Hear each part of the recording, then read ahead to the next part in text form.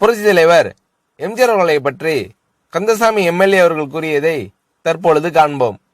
காலம் வரும் காத்திருங்கள் என்று பசும்பொன்னார் கூறினார். அந்த பொற்காலம் புரட்சி தலைவர் எம்ஜிஆர் அவர்களின் ஆட்சி காலமாகும். பெரிய பெரிய பணக்காரர்கள் புரட்சி தலைவருக்கு வரவேற்பு தர காத்திருக்கிறார்கள்.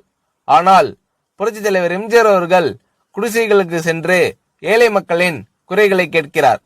மனித சேவையை மகேஸ்வரன் சேவையாக கருதுகிறார். கடைநிலை மனிதனையும் மேம்படுத்த பாடுபடுகிறார். கோட்டையில் பல பிரச்சனைகள் இருந்தாலும் முதல்வர் எம்ஜிஆர் அவர்களின் உள்ளமெல்லாம் ஏழை எளிய மக்கள் வாழ்வை பற்றியே இருக்கிறது. ஏழை எளிய மக்களை வாழ வைப்பது தர்மம் இல்லையா?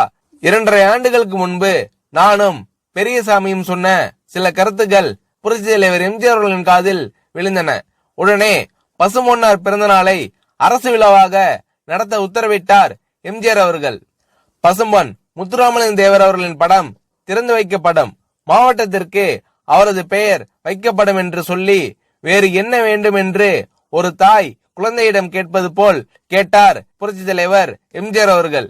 பசும்பொன் முத்துராமலிங்க தேவர் அவர்கள் சொன்ன நல்ல காலம் புரட்சி தலைவர் எம்ஜிஆர் அவர்களை கொண்டு வந்திருக்கிறது. பசும்பொன் முத்துராமலிங்க தேவர் அவர்களின் சிலை அமைக்க 10,000 ரூபாய் தந்த வள்ளல் புரட்சி தலைவர் எம்ஜிஆர் அவர்கள்.